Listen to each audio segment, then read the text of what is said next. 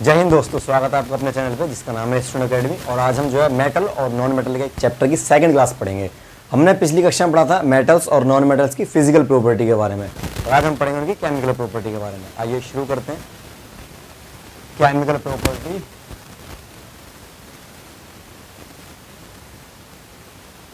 Of metal, धातुओं के रासायनिक गुणधर्म। ठीक है, तो हम शुरू करेंगे आज केमिकल प्रॉपर्टी मेटल्स की, उसके बाद पढ़ेंगे हम नॉन मेटल्स की प्रॉपर्टी। तो एक एक करके शुरू करते हैं। आइए देखते हैं पहली प्रॉपर्टी क्या कहती है मेटल्स की। देखो, मैंने बताया था कि मेटल्स क्या होते हैं, तो हर वो चीज़ जो टकरा के आवाज़ पैदा करे या जो चमके, बहुत मजबूत हो, बहुत कठोर हो, उसको मेटल बोलते हैं। लेकिन आज हम पढ़ रहे हैं उनकी केमिकल प्रॉपर्टी, यानी कि रासायनिक गुणधर्म। केमिकल प्रॉपर्टी के बेस पर हम कैसे बताएंगे कोई चीज़ मेटल है कि कोई चीज़ नॉन मेटल है। तो उसमें पहली प्रॉपर्टी क्या है? वो पहली प्रॉपर्टी ये है कि जो मेटल्स होते हैं हमारे पास में, वो जब मेटल ऑक्सीजन से रिएक्शन करेगा तो वो क्या बनाएगा? वो बनाएगा मेटल ऑक्साइड। यानी कि जब कोई metal, when metal react with metal oxide to form, when metal react with oxygen to form metal oxide। यानी कि जब कोई धातु हमारे पास में होगी, जब धातु किससे रिएक्शन करेगी? ऑक्सीजन से, तो क्या बनाएगी? वो धातु ऑक्साइड बनाएगी। ये पहली प्रॉपर्टी है नॉन मेटल की। तो नॉन मेटल की पहली प्रॉपर्टी क्या है कि जब कभी नॉन मेटल या मेटल, ठीक है, तो हम बात करें सिर्फ मेटल की, तो धातु की पहली प्रॉपर्टी क्या है? मेटल की पहली प्रॉपर्टी है कि जब कभी मेटल रिएक्शन करेगा ऑक्सीजन से तो हमेशा वो क्या बनाएगा? मेटल ऑक्साइड बनाएगा, धातु ऑक्साइड बनाएगा। एग्जांपल लिखता हूं मैं इसका आपके सामने। एक मेटल लिया, मान लो हमने एक मेटल लिया कैल्शियम, ये हमारे पास धातु है, ये हमारे पास मेटल है। अब इस मेटल की हमने जो रिएक्शन कराई है वो किससे कराई है? ऑक्सीजन से। ये हमने लिखा ऑक्सीजन। तो जब मेटल की रिएक्शन ऑक्सीजन से कराई है तो क्या बनेगा हमारे पास में? Metal oxide. यानी कि हमारे पास क्या हो गया? Calcium oxide. हमने कैल्शियम को लिया और कैल्शियम रिएक्शन किससे करा दी? मेटल से या नॉन मेटल से?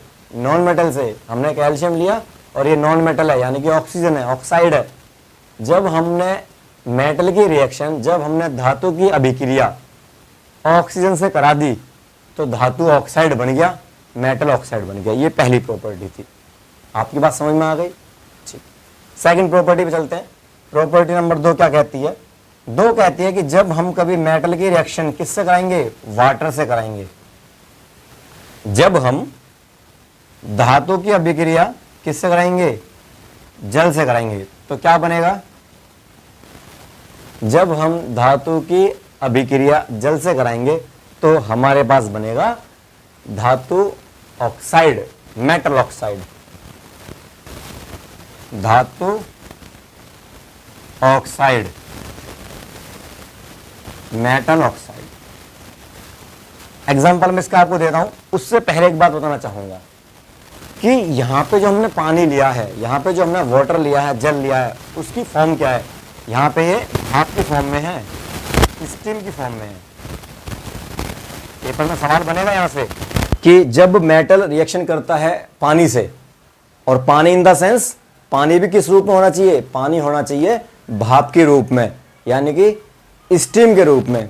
तब रिएक्शन क्या होगी? तो जब पानी भाप के रूप में होगा, जब पानी स्टीम के रूप में होगा और मेटल से अभिक्रिया करेगा तो क्या बनाएगा? ऑक्साइड बनाएगा। एग्जाम्पल देखो, अगर हमने यहां पे लिया, एक एग्जाम्पल हम लेना चाहते हैं, हमने लिया मान लो यहां पे सोडियम, ठीक है। अब जब हमने सोडियम लिया, या फिर मैग्नीशियम ले लो, सोडियम बार बार लेता हूं मैं, मैग्नीशियम लिया और रिएक्शन किससे करा दी इसकी? जल से, H2O। लेकिन यहाँ पे जल किस फॉर्म में है? भाप के रूप में जल है ये, ठीक है। तो जब ये रिएक्शन करेगा तो क्या बनाएगा? ये बनाएगा MgO, और यहाँ पे जो हाइड्रोजन होगी वो गैस के रूप में बाहर निकल जाएगी। ये हाइड्रोजन जो है बाहर निकल जाएगी। तो सेकंड प्रॉपर्टी क्या कहती है मेटल्स की? सेकंड प्रॉपर्टी कहती है मेटल्स की, धातुओं की, कि जब हम कभी धातु की रिएक्शन करा देंगे जल के साथ में, और जल भी कैसा हो? भाप वाला जल हो, तो क्या बनाएगा, धातु ऑक्साइड बनाएगा, ये बनेगा धातु ऑक्साइड और हाइड्रोजन गैस बाहर निकल जाएगी। यानी कि जब हम मेटल की रिएक्शन करा देंगे किस तरह से, क्या बनेगा, मेटल ऑक्साइड। बस समझ में आ गई। लेकिन दूसरा पहलू हो रहा है इस रिएक्शन का, अगर पानी भाप के रूप में ना हो, सिंपल पानी हो, और पानी भी दो रूप में हो सकता है दीदी, या तो पानी ठंडा हो या पानी गर्म हो। तो दोबारा देखते हैं एक रिएक्शन और यहाँ पे दूसरी साइड में, कि अगर हमने मेटल को लिया और रिएक्शन किससे कराई इसके हमने, वाटर से। अगर हमने धातु को लिया और रिएक्शन किससे कराई हमने, जल के फॉर्म में, या तो ठंडा है या गर्म है, या तो कोल्ड है या फिर और दो तरह का ही तो पानी हो सकता है। तो भाप वाला तो मैंने आपको बता ही दिया। अब ठंडा पानी हो या गर्म पानी हो उसको और देख लेते हैं। तो यहाँ पे क्या बनाएगी, यहाँ पे बनाएगी धातु यानी कि मेटल हाइड्रो ऑक्साइड, धातु हाइड्रो ऑक्साइड। फर्क है आप दोनों में देखिए, ठीक है। यहाँ पे धातु हाइड्रोक्साइड है, मेटल हाइड्रोक्साइड है, यहाँ पे सिर्फ मेटल ऑक्साइड है। एग्जांपल से समझते हैं। अगर यहाँ पे लेता हूँ मैं सोडियम और यहाँ पे मैंने क्या लिया, H2O, लेकिन ये पानी किस रूप में, यहाँ पे पानी या तो ठंडा पानी है या गर्म पानी है। इधर पानी कैसा था, इधर पानी भाप था, स्टीम था। तो जब पानी ठंडा या गर्म होगा और रिएक्शन करेगा धातु से, तो क्या बनाएगा, Na, ठीक है। और कौन सी बात बाहर निकल जाएगी, हाइड्रोजन गैस बाहर निकल जाएगी। ये फर्क है दोनों में। ये जो दूसरा पॉइंट है वेरी वेरी इंपॉर्टेंट पॉइंट है। इसमें क्या है कि मेटल रिएक्शन करता है वाटर से, लेकिन वाटर की यहाँ पे दो फॉर्म ली है हमने। एक तो वाटर को लिया हमने भाप के रूप में, जब भाप के रूप में होगा तो बनाएगा धातु ऑक्साइड, मेटल ऑक्साइड, इस तरीके से। और जब पानी ठंडा पानी होगा या गर्म पानी होगा तो मेटल हाइड्रो ऑक्साइड बनाएगा, धातु हाइड्रो ऑक्साइड बनाएगा। क्लियर है। नेक्स्ट चलते हैं थर्ड पॉइंट पे। तीसरी प्रॉपर्टी है वो क्या कहती है, तीसरी प्रॉपर्टी कहती है कि जब हम मेटल की रिएक्शन कराते हैं किसी एसिड से, और एसिड भी कौन से वाला है, डाइल्यूट एसिड है, ठीक है। यानी कि जब हम किसकी रिएक्शन कराते हैं, मेटल की किसके साथ में, डाइल्यूट एसिड। जब हम धातु की अभिक्रिया कराते हैं किससे, तनु अम्ल से, तो क्या बनता है, तो बनता है मेटल सॉल्ट, यानी कि सीधी सीधी बात सॉल्ट, और हाइड्रोजन गैस बाहर निकलती है। लवण बनता है और हाइड्रोजन गैस बाहर निकलती है। एग्जाम्पल देखो इसका भी। इसके एग्जाम्पल क्या है, हमने लिया यहाँ पे सोडियम, धातु है, और हमने एसिड कौन सा लिया, डाइल्यूट। डाइल्यूट एसिड का मतलब होता है वो थोड़ा पतला एसिड होता है, ठीक है। यहाँ पे लिया हमने HCl। जब HCl रिएक्शन करेगा ये तो NaCl बना लेगा। ये हमारा क्या सॉल्ट है, लवण है, और हाइड्रोजन गैस बाहर निकल जाएगी थर्ड से। नेक्स्ट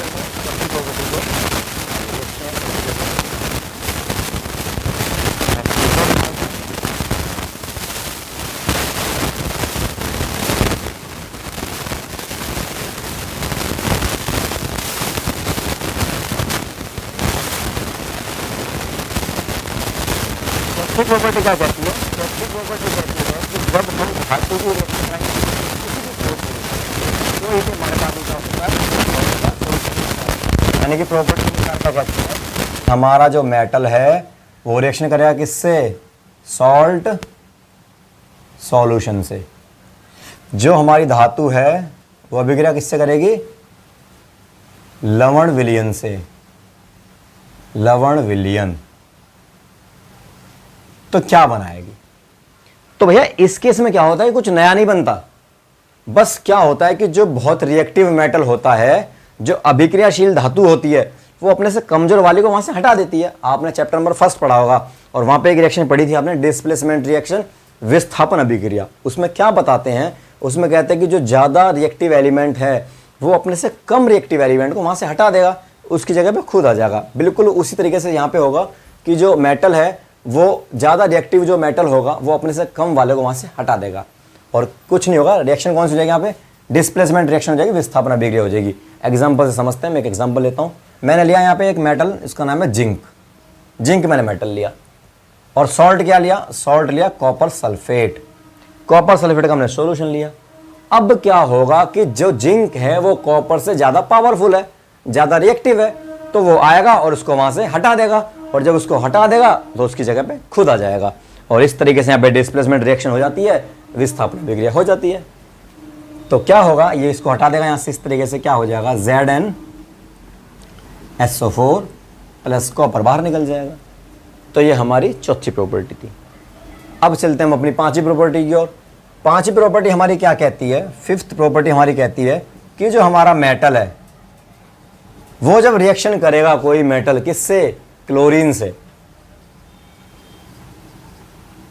जब हमारी कोई धातु है वो किससे रिएक्शन करेगी, क्लोरीन से, तो क्या बनाएगा, वो बनाएगा मेटल क्लोराइड।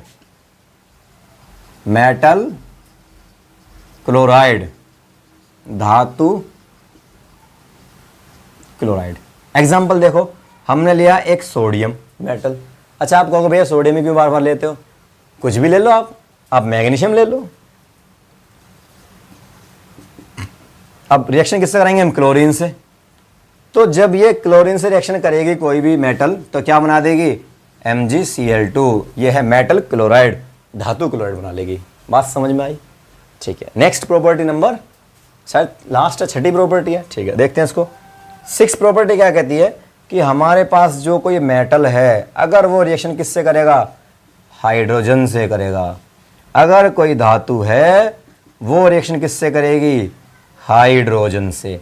तो जब कोई धातु हमारी हाइड्रोजन से रिएक्शन करेगी तो क्या बनाएगी, वो बनाएगी धातु हाइड्राइड, यानी कि मेटल हाइड्राइड बनाएगी। वो मेटल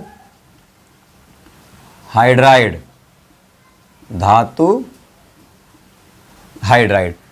एग्जाम्पल देखो, हमने लिया सोडियम, सोडियम मेटल है, हमने लिया, इसकी रिएक्शन किससे करानी है, मैं हाइड्रोजन से करा दी भैया रिएक्शन।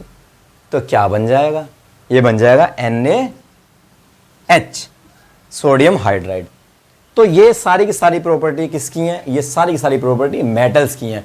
तो मेटल्स की प्रॉपर्टी हम पढ़ रहे थे, आशा करते हैं आप मेटल की प्रॉपर्टी सब समझ चुके होंगे। अब चलते हैं आपका नेक्स्ट टॉपिक, जिसका नाम है chemical property of non metal. कौन है, नॉन मेटल। नॉन मेटल भी पढ़ लेते हैं, अधातु, अधातुओं के रासायनिक गुणधर्म। चलो चलते हैं।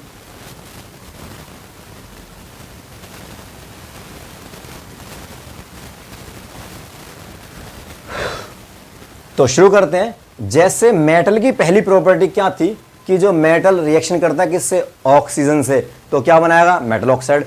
ठीक वैसे ही अगर नॉन मेटल रिएक्शन करेंगे ऑक्सीजन से तो बनाएंगे वो नॉन मेटल ऑक्साइड। कुछ नया नहीं है इसमें, सेम है। Non metal react with oxygen, यानी कि जो अधातु है वो जब रिएक्शन करेगी किससे, ऑक्सीजन से, तो क्या बनाएगी वो, नॉन मेटल ऑक्साइड, अधातु oxide. When non metal react with oxygen to form non metal oxide, जब अधातु रिएक्शन करती हैं ऑक्सीजन से तो वह अधातु ऑक्साइड बनाती हैं। एग्जांपल देखो आप, नॉन मेटल क्या लेंगे हम, हमने लिया कार्बन। कार्बन हमारे पास में क्या है, एक नॉन मेटल एक अधातु है। इसकी रिएक्शन करा दी किससे, हमने ऑक्सीजन से, तो भैया क्या बन जाएगा, ये बन जाएगा CO2। जानते हैं आप इसको, और CO2 क्या है, वो नॉन मेटल ऑक्साइड है। मतलब बात बड़ी सीधी सी है, अगर ऑक्सीजन किसी के साथ में जुड़ेगा तो बनाएगा ऑक्साइड, हाइड्रोजन जुड़ेगा तो बनाएगा हाइड्राइड, सल्फर जुड़ेगा तो बनाएगा सल्फाइड। ओके, ठीक है। नेक्स्ट सेकंड प्रॉपर्टी में चलते हैं। सेकंड प्रॉपर्टी क्या कहती है, सेकंड प्रॉपर्टी एसिड में क्या, उस मेटल्स में क्या थी कि जो मेटल रिएक्शन करता था किससे, पानी से, तो यहाँ पे क्या होगी, जो नॉन मेटल है हमारे, non metal react with water, मतलब H2O। अधातु की अभिक्रिया कराएंगे किससे, जल से, तो क्या होगा भैया, बोलो कमेंट में बताओ क्या होगा।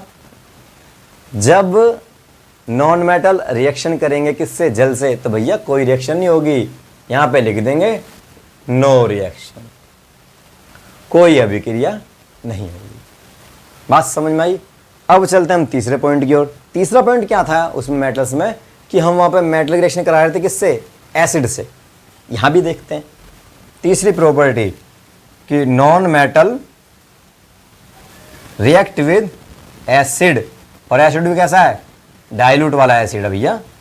ए धातु की अभिक्रिया कराएंगे किससे हम, अम्ल से, तनु अम्ल जो होता है उससे।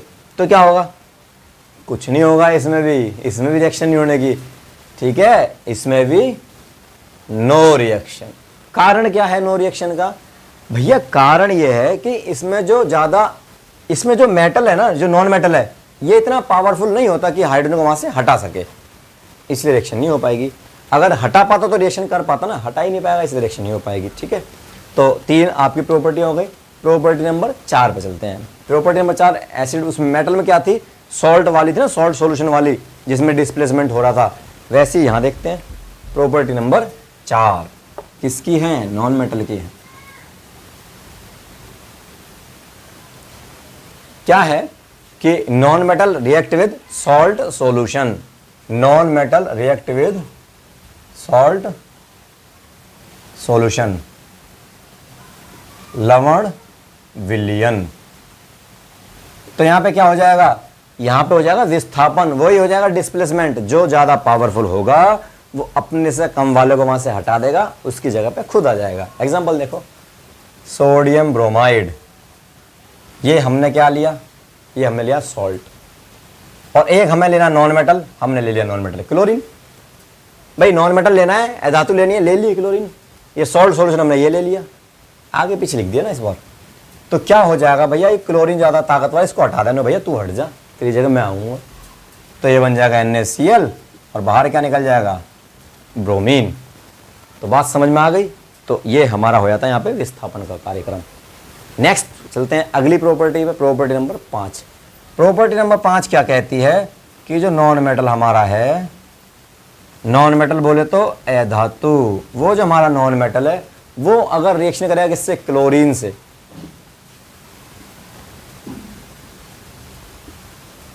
तो भैया क्या बनाएगा, ये बना देगा non metal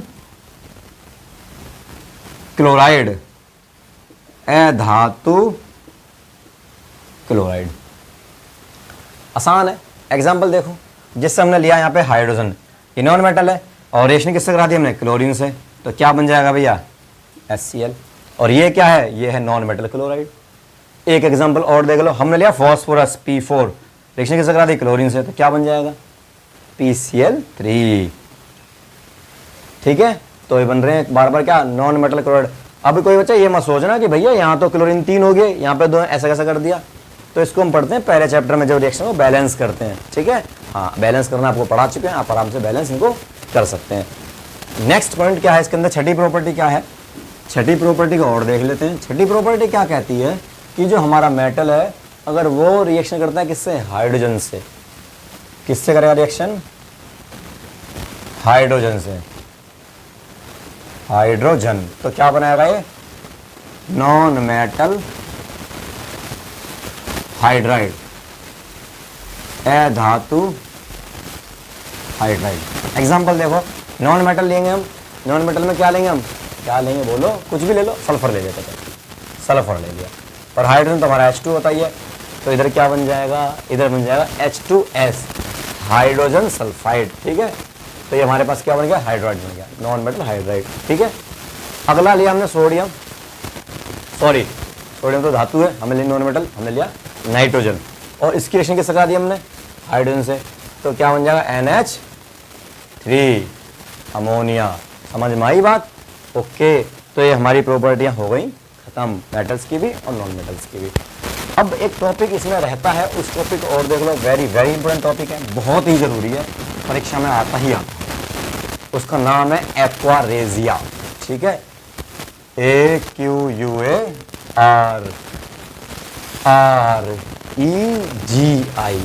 regia, aqua regia, Hindi बोलते हैं इसको शाही जल। एक नाम और है इसका, रॉयल वाटर। होता क्या है इसको समझते हैं। देखो कुछ नहीं है, रॉयल वाटर एक तरह का पानी होता है, एक सॉल्यूशन होता है, घोल होता है। इसमें क्या होता है कि एक सॉल्यूशन तैयार किया जाता है, एक घोल बनाया जाता है, और घोल भी बनाते कौन है, सुनार बनाते हैं। आपने देखा होगा आपके गली मोहल्ले में कई बार कुछ लोग आते हैं, वो कहते हैं भाई अपने गहने चमकवा लो, अपने गहने साफ करवा लो। तो वो एक बर्तन में पानी सा होता है उनके पास में, उसमें कुछ चांदी की पायल वायल घेरते हैं और थोड़ी देर हिला कर बाहर निकालते हैं, तो पायल एकदम से नई हो जाती है, चमक जाती है। तो उसमें किस में डाला उन्होंने पानी, उसमें पायल किस में डाली, जिसमें उन्होंने पायल डाली ना, वो जो सॉल्यूशन था, वो जो विलियन था, वही तो था शाही जल, वही तो था एक्वारेजिया।